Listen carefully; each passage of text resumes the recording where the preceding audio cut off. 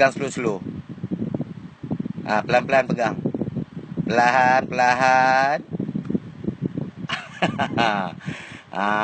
Tak nak kasar-kasar. Burung tu sakit. Kang suruh jadi patung sekarang. Cuba pegang. Slow.